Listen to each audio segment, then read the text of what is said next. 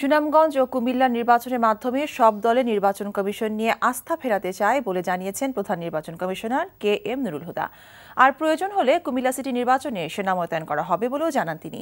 সকালে নির্বাচন কমিশন সচিবালয়ে সুনামগঞ্জ ২ ও কুমিল্লা সিটি কর্পোরেশন নির্বাচন নিয়ে আইন শৃঙ্খলা রক্ষাকারী বাহিনীর সাথে বৈঠক শেষে ব্রিফিংয়ে কথা বলেন তিনি। ভোটারদের নির্বিঘ্নে ভোট দেওয়ার পরিবেশ নিশ্চিত করতে সংশ্লিষ্ট সবাইকে নির্দেশনা দেওয়া হয়েছে বলেও জানান তিনি। সিসি বলেন, সাম্প্রতিক জঙ্গি তৎপরতা নির্বাচনী এলাকায় যেন কোনো প্রভাব না ফেলে সেজন্য আইন শৃঙ্খলা রক্ষাকারী বাহিনীকে বিশেষভাবে নির্দেশনা দেওয়া হয়েছে। বৈঠকে সেনাবাহিনী, পুলিশ, র্যাব, গোয়েন্দা সংস্থা সহ বিভিন্ন আইন শৃঙ্খলা রক্ষাকারী বাহিনীর ঊর্ধ্বতন কর্মকর্তারা উপস্থিত ছিলেন।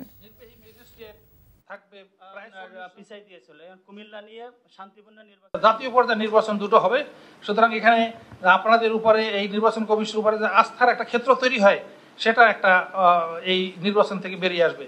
সে ব্যাপারে তারা সকলে আমাদেরকে আশ্বস্ত করেছে যে তারা সহযোগিতা করবে এবং সুষ্ঠু নির্বাচন উপহার দেওয়ার ব্যাপারে তারা প্রত্যেকে তৎপর হবে। সেনা মোতায়েন আমাদের এখন পরিকল্পনা নেই যে এখন সেনা মোতায়েন করবো কুমিল্লে, তবে সেনা মোতায়েনের ব্যাপারে সেনাবাহিনী প্রস্তুত থাকবে। তারা যখন যদি দরকার হয় সেরকম সিচুয়েশন যদি আমরা ফেস করি, তাৎক্ষণিকভাবে সেনা মুভমেন্ট করার ব্যাপারে আমাদের আছে। আজকে মিটিংয়ে আলোচনা হয়েছে এবং তারা সেটা করবে, তারা প্রস্তুত থাকবে।